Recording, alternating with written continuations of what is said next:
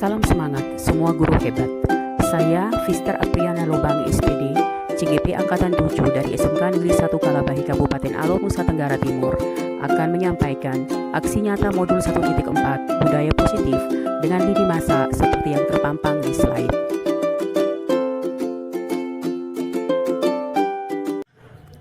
Kegiatan saya yang pertama, saya awali dengan berkoordinasi dengan Ibu Kepala Sekolah terkait beberapa rangkaian diseminasi yang akan saya lakukan.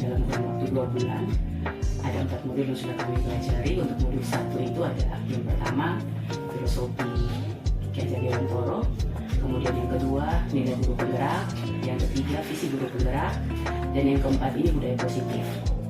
Dari 4 materi ini, ada 2 materi yang diminta untuk kami diseminasi kepada teman-teman. Maksudnya, kami sudah mendapatkan materi ini, kami mempelajarinya, dan kami mencoba untuk membagi kepada teman-teman. Teman-teman bisa mempraktekannya, dan pada akhirnya diharapkan adalah kemanfaatan dari kegiatan ini. Yaitu yang pertama tentang visi guru penggerak. Nah, visi guru penggerak ini nanti kami akan sampaikan kepada teman-teman, dan teman-teman diminta untuk memiliki visi sendiri untuk mendukung visi sekolah bisa berjalan dengan baik. Kemudian yang kedua yang kami berencana untuk lakukan dan akan melibatkan peserta didik, dan terkait dengan itu saya ada bersama dengan Mama, meminta izin Mama untuk ada bersama dengan teman-teman guru, dan juga nanti kami akan ada di kelas bersama anak-anak, yaitu tentang budaya positif. Dari bagian ini ada beberapa komponen yang sudah kami pelajari, ada disiplin positif dan juga nilai kebajikan, kemudian teori motivasi, hukuman dan juga penghargaan, keyakinan kelas, keputusan dasar manusia, dan ada yang terakhir itu ada tentang restitusi, bagaimana kita menyelesaikan masalah siswa, dan siswa diminta untuk bisa menemukan jalan keluar sendiri. Dari beberapa muatan materi budaya positif ini, satu materi yang saya berencana untuk diseminasikan kepada teman-teman yaitu tentang keyakinan kelas. Untuk itu, saya, kalau Mama tidak keberatan, saya akan memilih Komli Akuntansi dan Keuangan Lembaga sebagai pilot project untuk penyelenggaraan kegiatan ini. Untuk kegiatan ini ada beberapa rangkaian yang kami akan laksanakan. Yang pertama, setelah bertemu Mama sebagai kepala sekolah mengetahui kegiatan kami akan ada bersama dengan teman-teman dalam hal membagi pemahaman kami tentang budaya positif terkait pengembangannya melalui keyakinan kelas. Setelah kami membagi materi dengan teman-teman, kami akan bersama-sama dengan teman-teman untuk ada di kelas dan memfasilitasi peserta didik untuk mendiskusikan keyakinan kelas mereka, sehingga ketika mereka sudah sepakati itu, kemudian ada dalam saat-saat tertentu mungkin ada yang karena kekeliruan, ada melanggar itu, maka tidak ada hukuman yang mereka berikan, tetapi ada pendekatan yang sebagai guru kita berikan kepada mereka, dan mereka mencari solusi sendiri. Itu yang saya sampaikan kepada Mama, dan kegiatan ini kami akan mulai setelah bertemu dengan Mama, maka prosesnya akan berjalan. Seperti itu. Terima kasih untuk Ibu Fis yang sudah selama kurang lebih 2-3 bulan ya melaksanakan kegiatan guru penggerak, dan sebagai kepala sekolah saya setuju untuk kegiatan ini jalan dengan maksud tidak hanya calon guru penggerak ini yang kemudian tahu isi daripada guru penggerak itu aktivitas di dalamnya, tetapi sudah membagi kepada Bapak Ibu guru. Itu saya sangat setuju. Jadi silakan lakukan, tunjukkan hal positif ini sehingga baik guru, baik peserta didik, kita semua mereka tahu. Terima kasih Mama. Jadi kalau sudah dapat izin, maka kami akan melakukan sesuai dengan lini masa yang sudah saya susun.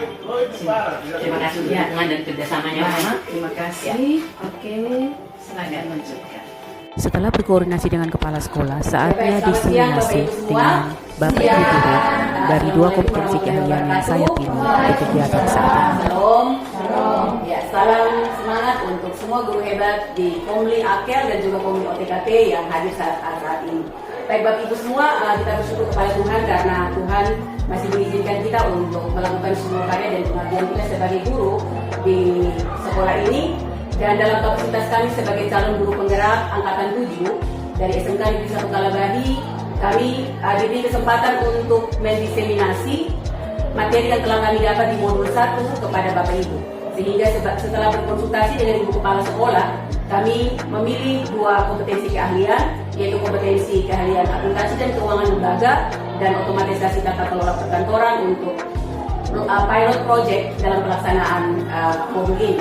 Baik Bapak Ibu semua yang kami hormati, Ibu Kapolri Apel dan juga Ibu Kapolri OTKP, Ibu Wakasek yang hadir bersama-sama dengan kita saat ini, semua guru hebat.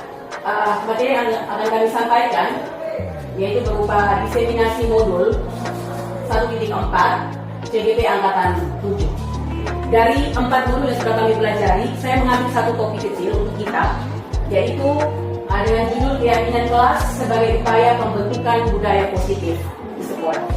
Yang melatar belakangi judul ini adalah kami mau dalam penerapan kami sebagai guru penggerak, kami mau membiasakan praktik baik berupa kesepakatan kelas, keyakinan kelas yang dibuat oleh teman-teman wali kelas dengan para peserta didik yang mengatur mereka untuk bagaimana mereka berperilaku sebagai pelajar-pelajar yang kita inginkan. Ini sedikit biodata saya, kita lanjut. Modul 1 yang sudah kami pelajari selama kurang lebih 2 bulan lebih, ini ada 4 materi di dalamnya. Materi yang pertama kami telah belajar tentang refleksi filosofi pendidikan di Hajar Dewantoro. Kita tahu ada beberapa filosofi di sana, ada pendidikan yang menuntun, pendidikan yang berhamba kepada murid, kemudian murid sebagai bukan tabula rasa seperti kertas kosong, dan juga peningkatan budi pekerti. Kemudian yang kedua, pada bagian yang kedua kami belajar tentang nilai dan peran guru penggerak. Ada sejumlah nilai, ada sejumlah peran yang diharapkan dimiliki oleh guru penggerak, dan yang ketiga, visi guru penggerak. Pada poin ini kami sudah sosialisasikan dengan teman-teman, kami telah mengemukakan visi kami, dan yang kami harapkan adalah teman-teman juga bisa membuat sebuah visi sederhana sebagai acuan teman-teman untuk berkarya, untuk menunjang keberhasilan visi sekolah. Kemudian, yang paling terakhir yang menjadi inti daripada pertemuan kita hari ini adalah tentang budaya positif. Sebelum kita memulai aktivitas kita hari ini, saya minta teman-teman untuk coba mengepalkan tangan kanan. Masing-masing mengepalkan tangan kanan. Kemudian teman di sebelahnya silakan cari-cari pasang 2 orang. Kemudian berupaya untuk membujuk atau membuat apapun sehingga kepalan tangan yang ada ini bisa terbuka.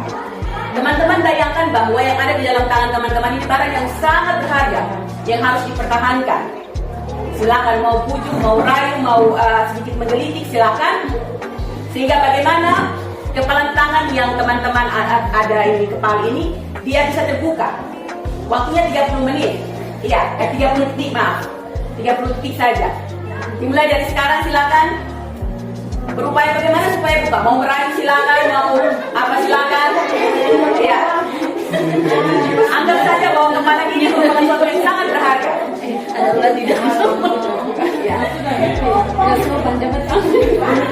Oke, terima kasih. Stop. Ada yang tadi membuka tangannya? Tidak. Ada yang berhasil membuka berhasil membuka kepala tangan? Tidak. Iya. Kenapa kira-kira teman-teman tidak membuka kepala tangan? Yang tetap memegang tangan? Diberikan kepada orang lain. Ya, sesuatu yang berharga harus dipertahankan. Baik, teman-teman semua, itulah ibarat sebuah budaya yang positif dalam diri. Kekuatan positif dalam diri ketika kita rasa itu berharga, maka kita harus jaga secara baik sebagai kekuatan dasar dalam diri kita untuk berkarya dan beraktivitas. Baik teman-teman semua, dalam kegiatan kami selama beberapa bulan, kami menggunakan alur merdeka. Alur merdeka yang di sana ini ada mulai dari diri. Ini kami menggambarkan aktivitas kami sehingga menjadi gambaran bagi teman-teman yang mungkin ingin meniru jejak kami, maka dia punya alur seperti ini. Ada kegiatan mulai dari diri. Kami coba melihat diri, kemudian menghubungkan dengan topik, kira-kira nilai apa yang sudah dalam diri kami, nilai apa yang perlu ditambahkan, diperkuat pada poin ini. Kemudian yang kedua ada eksplorasi konsep. Ada sejumlah muatan materi yang diberikan yang kami pelajari. Kemudian ada ruang kolaborasi. Kami bersama dengan teman-teman di dalam kelompok saling berdiskusi secara online untuk menyepakati beberapa poin, untuk menyusun beberapa poin sesuai dengan yang dimau oleh modul tersebut. Kemudian yang keempat ada demonstrasi kontekstual. Setelah kami melakukan 3 aktivitas ini, diharapkan kami bisa membuat sesuatu berupa hal-hal yang sesuai dengan kebutuhan di sekolah, kontekstual. Kemudian yang berikut ada elaborasi pemahaman. Pada bagian ini kami akan mendapatkan materi berupa muatan teori dari instruktur nasional juga melalui daring. Kemudian yang berikut ada koneksi antar materi. Kami mencoba untuk membuat karya, bagaimana menyambung keterkaitan, mengaitkan antara setiap materi mulai dari aktivitas pertama sampai dengan aktivitas yang terakhir. Kemudian aksi nyata. Aksi nyata ini yang salah satunya yang saya buat hari ini. Untuk modul 1.4, aksi nyata yang diminta adalah kami mendiseminasi materi yang sudah kami pelajari kepada teman-teman, sehingga kita ada pada hari yang terakhir aksi nyata untuk modul 1.4 tentang budaya positif.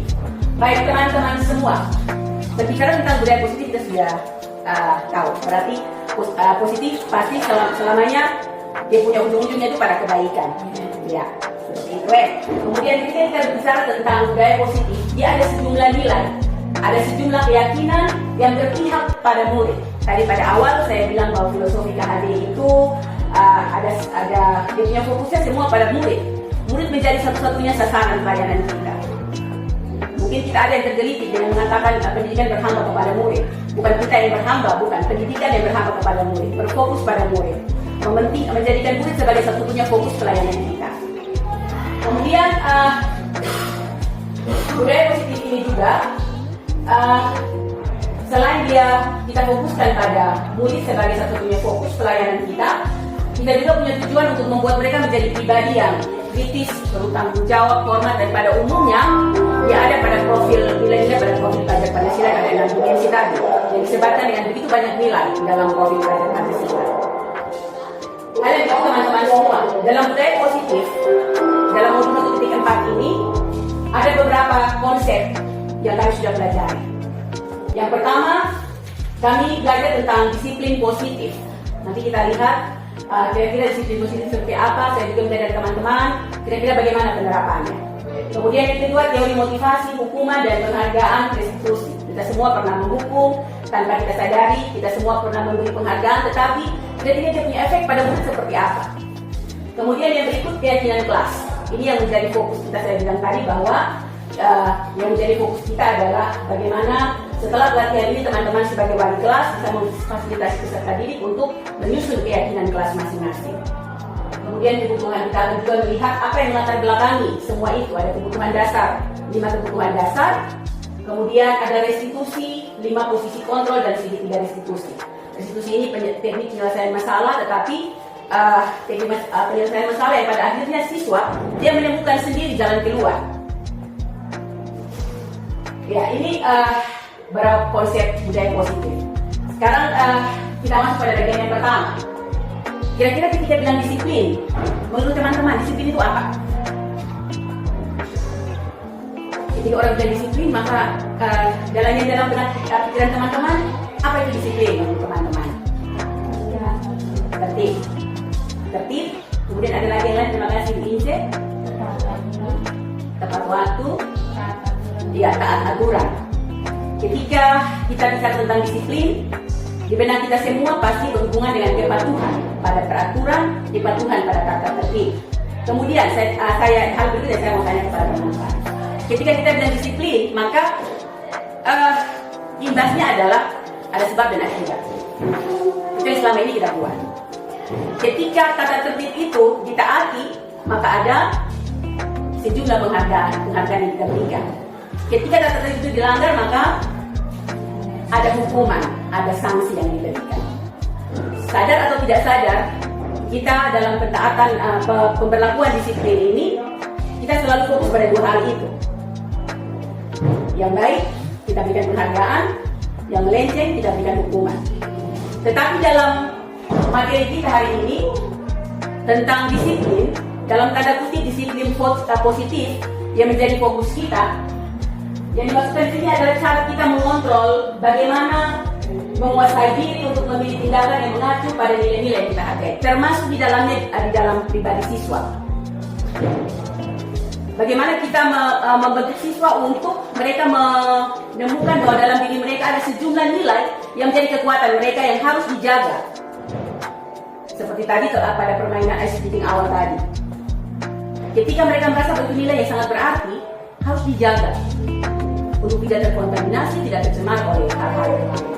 Kemudian, seseorang yang memiliki disiplin diri berarti mereka bertanggung jawab terhadap apa yang dilakukan. Karena tindakan mereka didasari pada nilai-nilai kebajikan. Teman-teman berbicara tentang nilai-nilai kebajikan ini banyak sekali. Ada yang saya kasih contoh, kira-kira nilai kebajikan apa saja yang teman-teman ketahui. Selain profil belajar Pancasila dan dimensi tadi, ada yang bisa menemukan yang lain?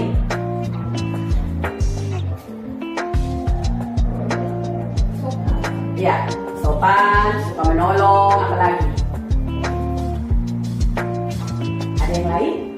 Kalau dalam profil belajar Pancasila kan beriman bertakwa kepada Tuhan Yang Maha Esa, kemudian kritis, bernafas kritis, gotong royong, mandiri, ya bertanggung jawab, komunikatif, itu masih banyak sekali nilai kebajikan yang ada. Dan ini yang menjadi fokus pada pembentukan disiplin positif ini, teman-teman. Ya, kemudian sehubungan dengan disiplin tadi yang saya bilang, ketika kita bilang disiplin, maka di benak kita ini ada dua, cuma ada dua. Hukuman kalau tidak penghargaan, itu saja selesai. Tetapi sesungguhnya ada sejumlah hal yang kita bisa lihat latar belakangi bagaimana pemberlakuan sebuah disiplin positif. Teori motivasi, hukuman dan penghargaan ini ada 3 poin yang disampaikan di slide sana, kita bisa lihat bersama-sama. Ketika orang berbuat sesuatu, ada 3 motivasi. Motivasi yang pertama untuk menghindari ketidaknyamanan atau hukuman. Itu yang pertama. Ketika anak-anak kita minta untuk besok harus mengerjakan PR. Ketika mereka takut dihukum, mereka akan kerja PR itu. Begitu ya teman-teman. Besok harus pakai seragam sesuai hari. Mereka takut ditegur, mereka merasa tidak nyaman dengan teman-teman yang berpakaian lain, maka mereka harus pakai seragam. Kemudian yang kedua, untuk mendapatkan imbalan dan penghargaan dari orang lain. Ketika misalnya anak-anak mengerjakan tugas, kemudian nilainya bagus, maka kadang-kadang kita kasih semacam hadiah begitu ada yang kasih coklat, kalau di SD, di TK itu ada bintang begitu. Jadi motivasi mereka untuk berbuat kebaikan itu hanya karena ingin mendapatkan penghargaan. Tapi motivasi yang ketiga, untuk menjadi orang yang mereka inginkan dan menghargai diri dengan nilai-nilai yang mereka percaya. Ini yang menjadi inti daripada motivasi yang benar yang harusnya kita tanamkan dalam diri anak. Sehingga kalau besok tidak ada lagi penghargaan, mereka tidak terpengaruh, tetap berbuat baik seperti itu. Saya dari satu kasus, misalnya ada satu Pak Guru, sebut saja Pak Andi. Pak Andi di kelas 11 OTKP mengajar. Kemudian setiap hari siswa yang datang tepat waktu dan mengikuti apel selalu diberikan 1 buah coklat misalnya. Pada satu keadaan, Pak Andi sakit dalam jangka waktu 1 minggu. Guru yang menggantikan Pak Novi. Pak Novi tidak tahu apa yang sudah Pak Andi buat. Kemudian Pak Novi berjalan dengan penuh ibu gaya. Menurut teman-teman, bagaimana sikap Ibu gue? Ibu Ike mungkin? Mereka akan merasa lain ketika dengan Pak Novi, karena apa yang mereka alami dengan Pak Andi mungkin sedikit berbeda. Dan itu mungkin membuat mereka juga merasa tidak nyaman. Iya. Oke, baik, terima kasih Ibu Ike. Ketika diberi coklat kemudian datang di hari berikutnya, guru yang mengganti tidak ada apa-apa yang diberikan. Itu berarti siswa akan merasa tidak nyaman menurut Ibu Ike. Ada lagi yang lain? Itu bagi siswa. Kemudian bagi sesama rekan guru. Bagaimana kira-kira menurut teman-teman anak-anak menilai guru yang antar guru? Perbandingan. Iya, itu otomatis ya. Ketika anak-anak sudah terbiasa dengan pola itu, maka ketika satu keadaan terjadi dan ada pengganti, maka mereka berpikir bahwa oh Pak Andi itu yang baik, Pak Novi tidak baik. Walaupun sebenarnya Pak Novi baik sekali, tetapi karena mereka sudah terpola dengan kebiasaan yang kalau mau baik harus diberi hadiah seperti ini. Teman-teman, yang diharapkan kita miliki adalah pada poin yang ini. Kita harus menumbuhkan dalam diri anak itu nilai yang dia menjadi kekuatan yang sangat berharga. Gitu. Dia tidak bisa dia buat baik bukan karena dapat hadiah, dia buat baik bukan karena takut dihukum, tetapi memang dia harus buat baik untuk menjadi pribadi yang baik dan luar biasa ke depan. Oke, baik teman-teman. Jadi tujuan disiplin positif sebenarnya seperti yang tadi di poin ketiga itu. Jadi pemberlakuan disiplin positif ini bukan berarti untuk tidak mendapatkan hukuman atau ketidaknyamanan, untuk mendapatkan penghargaan atau hadiah, tetapi yang diharapkan adalah menjadi orang yang mereka inginkan dan menghargai diri mereka sendiri karena mereka memang pantas dan layak untuk berbuat seperti itu.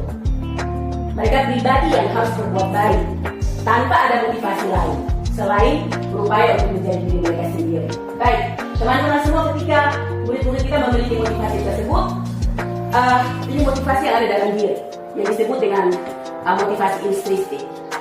Kalau tadi itu motivasi dari luar, hadiah. Tetapi kekuatan dalam diri itu motivasi intrinsik dalam diri. Ini yang perlu kita upayakan untuk ada dalam diri anak-anak. Sehingga teman-teman, ketika mungkin ke depan kita jangan kaget ketika misalnya sistem perankingan itu juga tidak ada lagi. Karena memang yang diupayakan adalah anak-anak merasa untuk bergerak dengan kemampuan dalam diri mereka. Ketika ada yang dihargai mereka tidak, ada ketidaknyamanan yang anak-anak yang tidak dapat merasakan. Ketika anak-anak yang dihukum mereka jalani, diri mereka merasa sengsara karena secara fisik mereka terganggu, secara psikis mereka terganggu. Jadi yang diharapkan tujuan disiplin positif ini adalah mereka bergerak dengan motivasi, dengan dorongan dalam diri sendiri. Berbuat baik karena dipaksa. Nilai kebajikan dalam diri jangan buat karena takut sesuatu, tetapi motivasi yang benar dalam diri. Baik teman-teman semua, ketika sudah ada motivasi dalam diri maka mereka akan tetap berperilaku baik. Mungkin teman-teman pernah mendengar sesuatu yang dibiasakan itu dia akan menjadi karakter. Kemudian ketika karakter yang baik itu akan menentukan seperti apa takdir mereka ke depan, nasib mereka ke depan. Jadi tugas kita sebagai guru, baik itu dalam jabatan sebagai guru mata pelajaran, sebagai guru wali kelas, sebagai apapun juga kita di sekolah sebagai guru, kita punya tugas adalah bagaimana menumbuhkan motivasi dalam diri siswa untuk berbuat baik, terus berbuat baik. Baik teman-teman semua, hal yang berikut, ya, hal yang berikut nilai-nilai kebajikan yang tadi yang ada dalam motivasi dalam diri anak ini akan ada satu konsep yang disebut dengan keyakinan kelas. Keyakinan kelas ini kalau kita mau bilang dengan bahasa kasar sama dengan kontrak belajar. Ada kesepakatan antara warga kelas, di dalamnya ada guru, kemudian ada peserta didik untuk mereka berbuat sesuatu sesuai dengan alurnya. Konsekuensinya adalah ketika ada kesalahan, ketika ada yang melanggar itu tidak akan ada hukuman. Tetapi bagaimana membantu siswa untuk mereka bisa menemukan jalan keluar mereka sendiri. Kurikulum Merdeka dia mau seperti itu teman-teman. Jadi kalau kita masih berdiri di depan pagar kemudian berteriak, kemudian anak-anak merasa takut datang pagi, kemudian kita sebentar terganggu, maka kita bertobat sudah. Kalau tidak bertobat mari kita berobat supaya kita sembuh. Ya. Kemudian ini keyakinan kelas. Kemudian keyakinan kelas ini teorinya teman-teman. Menurut Gosen, dia menyatakan bahwa suatu keyakinan dia akan lebih memotivasi seseorang dari dalam atau memotivasi secara intrinsik tadi. Dia masih ada saling keterkaitan. Jadi nilai dalam diri siswa itu yang dijadikan sebagai kekuatan keyakinan untuk mereka bisa menjalankan ritme mereka dalam kapasitas mereka sebagai warga belajar. Seseorang yang tergerak dan bersemangat untuk menjalankan keyakinannya daripada hanya sekedar mengikuti serangkaian peraturan. Karena tadi peraturan berarti konsekuensinya ada hukuman, ada penghargaan. Tetapi ketika kita berbicara tentang keyakinan kelas, maka akan ada sejumlah kesepakatan yang dibuat antara kita sebagai guru mata pelajaran boleh dengan anak-anak yang kita ajar, atau juga wali kelas dengan siswa dalam kelas sebagai kesepakatan kelas keyakinan kelas yang dibuat. Dan itu mengatur semua. Seperti apa keyakinan kelas? Kita akan lihat kriteria di sini. Untuk pembentukan keyakinan kelas ini, kita lihat dia ada sedikit berbeda dengan tata tertib peraturan. Kita lihat peraturan tata tertib sekolah itu ada beragam poin sampai berpuluh-puluh malah. Tetapi keyakinan kelas ini dia bersifat lebih abstrak. Dia lebih daripada peraturan yang lebih tinggi dan konkret. Jadi kalau misalnya tentang kehadiran, siswa datang tepat waktu, hadir 15 menit, mengikuti upacara, apel pagi dan sebagainya dengan bentuk yang panjang. Tetapi ketika kita mau membuat keyakinan kelas, maka dalam bentuk yang lebih simpel. Tapi dia mengatur semua. Kemudian yang berikut, keyakinan kelas berupa pernyataan-pernyataan yang umum. Pernyataan keyakinan kelas juga sebenarnya dibuat dalam bentuk positif. Jadi kalau misalnya di peraturan dilarang merokok misalnya, dilarang membuang sampah di sembarang tempat. Contoh-contoh yang penggunaan kalimat dalam bentuk larangan, dalam bentuk negatif. Tetapi kalau keyakinan kelas, kalimatnya dengan menggunakan formulasi positif, bisa dia umum, universal. Jadi misalnya berhubungan dengan buang sampah, maka mungkin kalimatnya menjaga kebersihan dan keindahan kelas. Tetapi diawali dengan komitmen secara bersama. Misalnya kami kelas 12 Akel 2 1, 2, 3, 4. Tetapi menggunakan kalimat yang universal, yang bersifat positif, tidak berupa larangan, tidak berupa hal-hal yang dalam tanda kutip bermakna negatif. Kemudian yang berikut, keyakinan kelas itu jangan terlalu banyak-banyak seperti kata tertib. Ya poin-poin penting saja sehingga dia mudah diingat oleh seluruh warga kelas, baik itu wali kelas maupun siswa peserta di kelas. Kemudian yang berikut, keyakinan kelas juga sebaiknya sesuatu yang dapat diterapkan di lingkungan tersebut. Semua warga kelas hendaknya ikut berkontribusi. Sehubungan dengan ini teman-teman, untuk pembuatan keyakinan kelas akan ada surat pendapat. Jadi wali kelas tidak menentukan sendiri, akan ada diskusi bersama. Poin yang pertama mungkin teman-teman bisa menggali dari anak-anak semua, kira-kira mereka mau suasana kelasnya seperti apa. Sebagai visi bersama mungkin misalnya kalau kelas 12 OTKP, kelas 12 OTKP asri, aman, menyenangkan misalnya. Visi bersama itu, kalimat bersama itu dijabarkan dalam beberapa poin lagi sebagai acuan untuk seluruh peserta didik dalam kelas melangkah dalam proses mereka sebagai warga belajar. Surat pendapat ini bisa dilakukan secara tulisan, kemudian wali kelas merangkum, bisa juga menggunakan post-it, meminta dari mereka karena kita punya siswa ini dengan beragam kemampuan. Ada yang ketika diminta omong itu malu setengah mati, tidak akan bisa untuk mengeluarkan pendapat. Tetapi bagaimana kalau kita gunakan post-it? Kita bagi kertas, mereka tulis, kemudian tempel di papan. Tugas wali kelas, tugas guru mata pelajaran adalah merangkum menjadi satu kalimat positif yang menjadi keyakinan kelas. Kemudian keyakinan kelas ini juga tidak bersifat tetap. Ketika misalnya dalam periode yang lain ada hal-hal yang perlu ditinjau kembali, maka marilah duduk berembuk lagi, kemudian meninjau ulang supaya keyakinan kelas ini dari waktu ke waktu jadi berjalan. Baik teman-teman semua, itu tentang keyakinan kelas. Kemudian yang diharapkan dari diseminasi ini terkait dengan keyakinan kelas, mungkin setelah ini saya minta izin kepada Ibu Kapolri untuk nanti akan saya mendampingi beberapa teman wali kelas untuk membuat kesepakatan keyakinan kelas di kelas masing-masing. Bisa ya teman-teman? Ya. Baik, terima kasih. Kemudian semua kebaikan yang kita buat, manusia buat, apapun peserta didik buat, kita guru buat, tentunya ada yang latar belakangi. Kita berbuat baik itu supaya kita punya kebutuhan dasar itu terpenuhi. Kita punya anak-anak ini banyak yang haus akan kebutuhan ini. Tugas kita adalah membuat bagaimana mereka bisa merasa dilegakan. Yang pertama, kita semua punya kebutuhan untuk bertahan hidup. Bapak Ibu guru juga, apalagi para siswa. Mereka datang dengan beragam latar belakang. Dan kita punya tugas untuk bagaimana membuat mereka bisa bertahan tetap ada di lembaga pendidikan ini, belajar dengan aman dan nyaman. Kemudian yang berikut, mereka butuh cita dan kasih sayang. Sayangilah mereka sebagai anak kita. Kemudian yang berikut, mereka juga butuh kebebasan, tetapi kebebasan itu harus ada dalam kendali dan pengetahuan kita. Kemudian yang berikut, penguasaan, kebutuhan akan pengakuan dan juga kemampuan, dan yang paling terakhir ini kesenangan atau fun. Mereka juga butuh bersenang-senang, kita juga butuh bersenang-senang. Tetapi semua kebutuhan dasar ini harus kita jaga supaya dia tetap ada dalam nilai-nilai kebajikan tadi.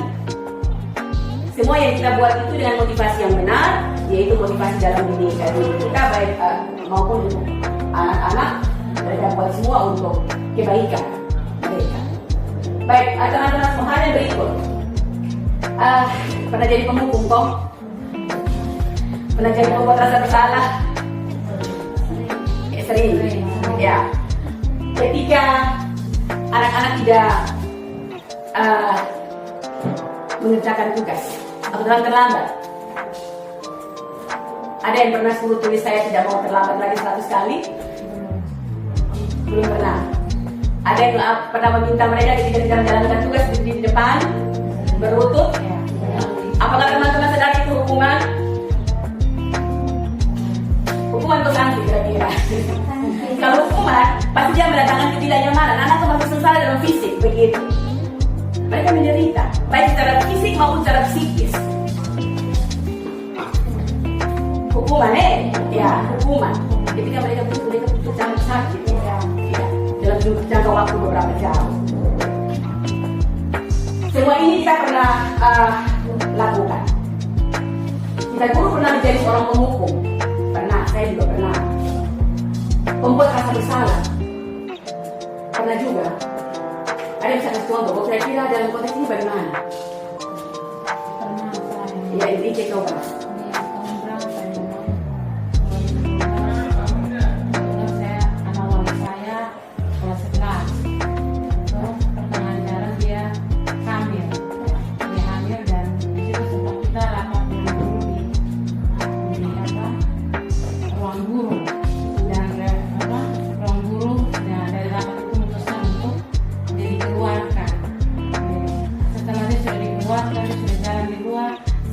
Saya lihat dia jadi bersalah.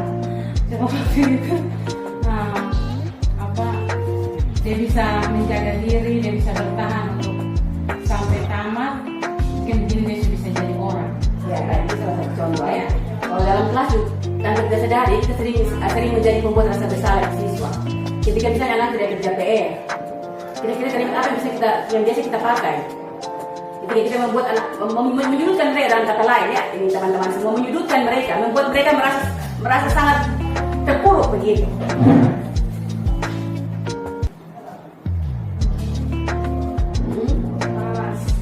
Ucapan negatif. Ucapan negatif ya. Itu paling banyak sering. Kita sering menggunakan kata-kata yang membuat anak-anak merasa down, merasa mereka punya diri ini tidak ada arti begitu. Itu terlalu bodoh. Itu sering malah model apa jadi ini dia tidak bisa kerja. Ini kata-kata memang ini, tapi itu secara psikis mereka terganggu kawan-kawan.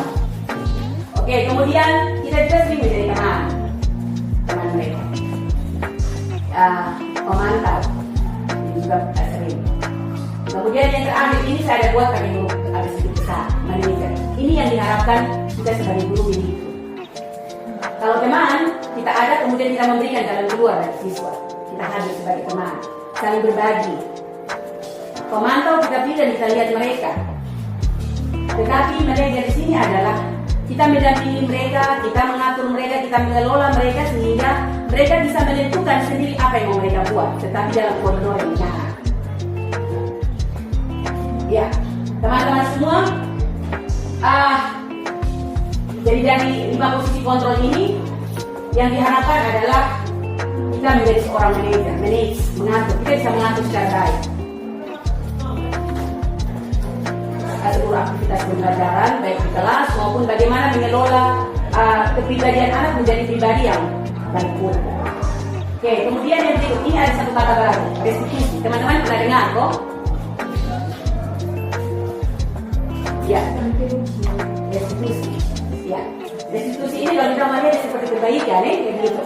Ya, restitusi. Jadi ini proses menciptakan kondisi murid untuk mereka bisa memperbaiki kesalahan mereka, sehingga mereka bisa kembali pada kelompok mereka dengan karakter yang lebih kuat. Kita punya teknik penyelesaian masalah selama ini.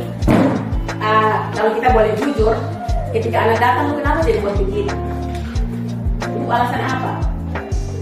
Kemudian lepas, anak sudah selesai. Tetapi yang diharapkan di sini adalah ketika kita berbicara tentang restitusi, maka kita mendampingi mereka, memfasilitasi mereka untuk mereka menyadari bahwa yang mereka buat itu salah sebenarnya. Tetapi ketika mereka sudah menyadari salah, mereka punya kekuatan dalam diri untuk bisa berlaku kembali baik, justru dukung karakter lebih baik ke depan.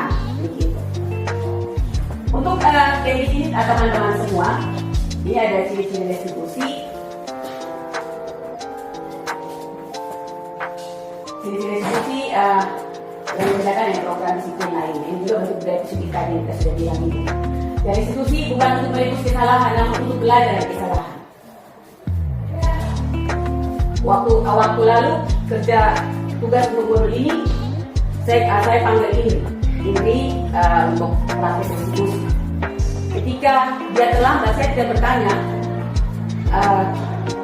terlambat, buat apa ya dia terlambat, tidak seperti itu. Tapi mendekatinya secara perlahan, kemudian itu lihat sumber berkali itu terlambat, kira-kira apa yang membuat dia mulai bercerita? Saya terlambat karena saya nonton Piala Dunia.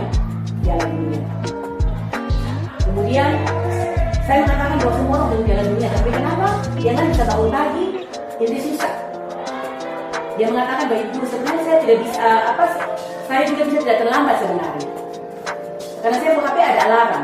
Dia menemukan jalan sendiri. Bagaimana mengatasi dunia tersebut.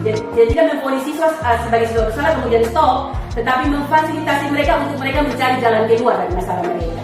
Itu yang kita sebut sebagai restitusi. Baik. Itu teman-teman. Kemudian restitusi memperbaiki hubungan. Restitusi adalah tawaran bukan paksaan. Kita tidak memaksa siswa untuk kita mau, tidak. Tetapi kita menawarkan mereka bahwa ada karakter yang lebih baik yang bisa mereka buat. Kemudian yang berikut, restitusi menuntut untuk melihat ke dalam diri. Mereka mengevaluasi diri, refleksi diri sendiri. Kemudian restitusi mencari kebutuhan dasar yang mendasari tindakan. Oke, ini masih ada beberapa poin lagi yang saya mau sampaikan. Ini ada pada poin 9 ini. Restitusi fokus pada solusi. Dia fokus pada solusi, jalan keluar. Dan jalan keluar itu bukan kita guna yang kasih, bukan. Tetapi mereka menemukan sendiri. Itu restitusi. Baik teman-teman semua, ini 3 tahapan. 3 tahapan restitusi. Jadi ketika ada siswa yang kira-kira dalam perjalanannya keyakinan kelas yang sudah kita buat itu ada poin-poin tertentu yang kita lihat ini siswa sudah mulai ada sedikit melenceng dari keyakinan kelas. Maka tahapan ini kita bisa pakai. Kita bisa melakukan langkah-langkah ini. Yang pertama, menstabilkan identitas. Kita menyampaikan kepada mereka bahwa semua orang ini hidup untuk baik punya begitu. Mereka mau kita semua hidup ini dengan tujuan yang baik. Kemudian semua orang ingin berbuat baik.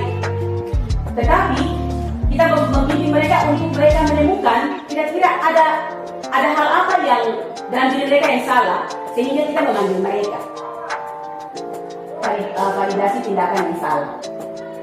Kita coba untuk menggali dari mereka dan menemukan dari mereka ada apa alasan yang membuat mereka sampai bisa melanggar sedikit dari keyakinan kelas yang sudah kita buat. Kemudian yang berikut menanyakan keyakinan. Kita semua memiliki motivasi internal. Anak-anak terlambat dengan alasan sendiri. Kita juga dengan alasan sendiri. Tapi kita mencoba untuk anak bisa memahami bahwa dia punya motivasi dalam diri itu sebenarnya kekuatan kuat bagi dia. Tetapi ketika dia sudah melenceng maka dia kembali, kemudian dia kembali dengan karakter yang lebih kuat lagi. Baik teman-teman, kemudian ini ada ini 3 tahapan restitusi yang tadi ada sedikit 3 restitusi. Tadi saya sudah tampilkan pada poin ini, tetapi tahapannya seperti ini teman-teman, gambarannya. Oke, ini beberapa hal yang kami dapat semua di materi modul 1.4. Dari budaya positif, mulai dari disiplin positif, motivasi penghargaan dan juga hukuman, kemudian ada keyakinan kelas, ada restitusi. 4 poin ini kami sampaikan, teman-teman semua. Yang kami harapkan adalah setelah kita mendengar materi ini, ada tindak lanjut yang kita buat. Teman-teman sebagai wali kelas, teman-teman sebagai guru mata pelajaran, marilah kita mulai untuk memfasilitasi peserta didik membuat keyakinan kelas kita sebagai acuan untuk mereka beraktivitas. Sekali lagi yang kami minta adalah jangan terbiasa dengan hukuman, jangan terbiasa dengan penghargaan. Penghargaan boleh, tapi jangan dalam bentuk ini barang-barang yang memanjakan mereka. Kalau anak-anak buat baik kemudian kita puji mereka, itu juga penghargaan, tetapi penghargaan yang kemudian lebih terasa seperti itu. Oke, baik. Ini beberapa poin yang kami sampaikan. Mungkin ada yang mau di-sharing, silakan teman-teman sebelum kita menutup sesi kita hari ini.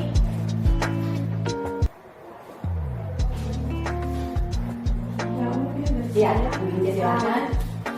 Dari beberapa hal yang sudah disampaikan, kalau saya melihat dari sisi karakter, karakter orang Jawa mungkin beda dengan karakter kita orang Timur. Jadi untuk unsur pembentukan dengan beberapa materi yang telah disampaikan, ada pentawaran, ada pembimbingan lainnya.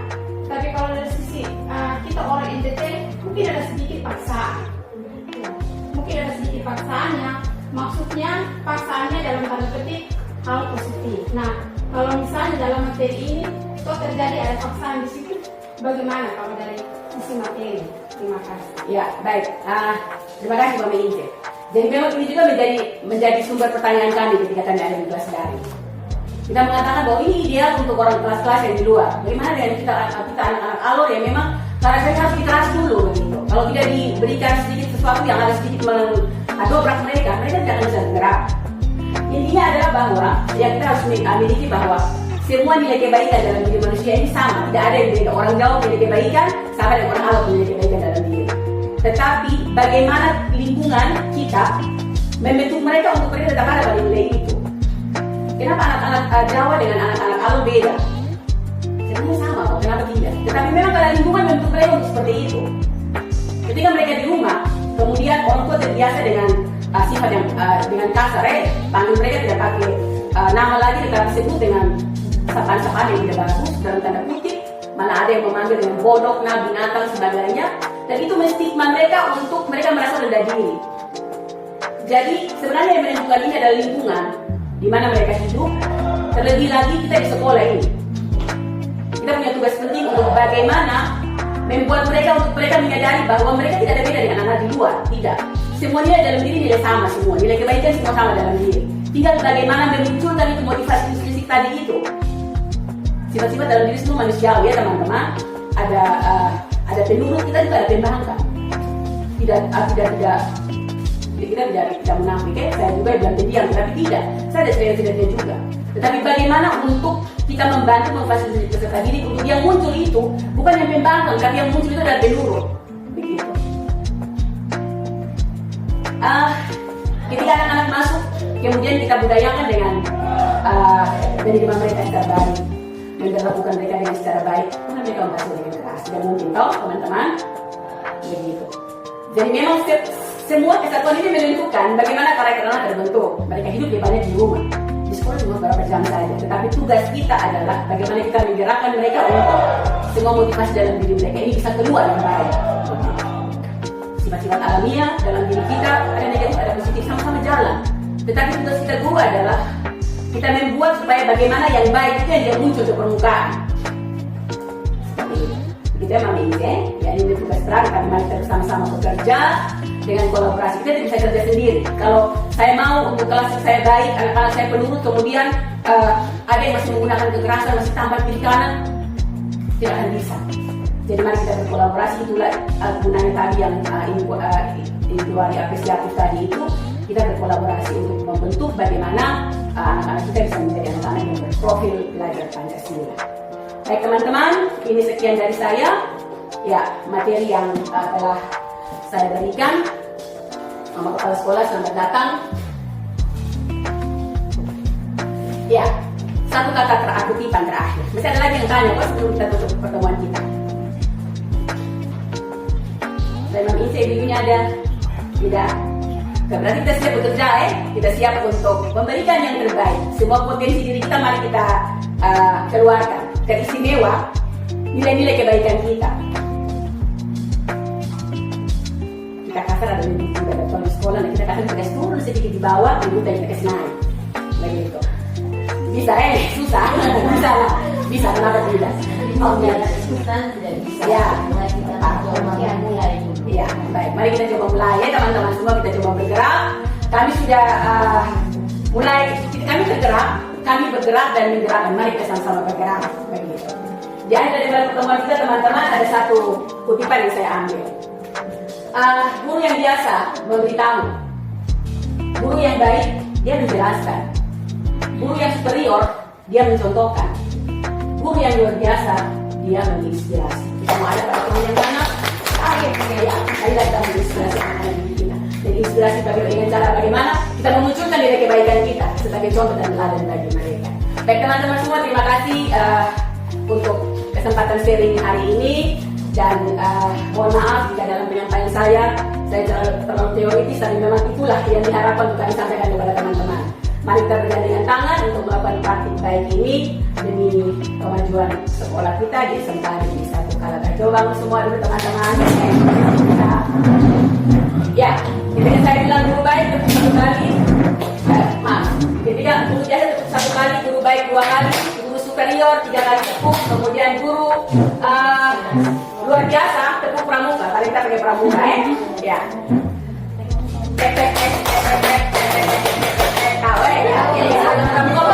Pramuka ya. Baik, kita coba sama-sama. Guru biasa, guru baik, guru super, guru luar biasa. Ya, terima kasih teman-teman, silakan duduk. Akhirnya salam semangat untuk kita semua. Mari bergerak bersama. Kita bergandengan tangan untuk bagaimana lembaga pendidikan ini biar lebih baik ke depan. Assalamualaikum warahmatullahi wabarakatuh. Salam dan selamat siang untuk kita semua. Setelah CGP mendiseminasikan budaya positif kepada guru mata pelajaran dan juga guru wali kelas, maka penerapannya adalah mereka memfasilitasi peserta didik di kelas untuk sama-sama berdiskusi, sama-sama sharing, dan mencurahkan pendapat mereka terkait dengan situasi kelas idaman impian mereka, dan menuangkan keyakinan-keyakinan atau kesepakatan-kesepakatan kelas untuk bisa mencapai visi kelas mereka. Keyakinan kelas ini mereka buat atas kesepakatan bersama dan dilakukan dalam aktivitas pembelajaran di kelas. Demikian aksi nyata budaya positif saya. Salam Merdeka Belajar.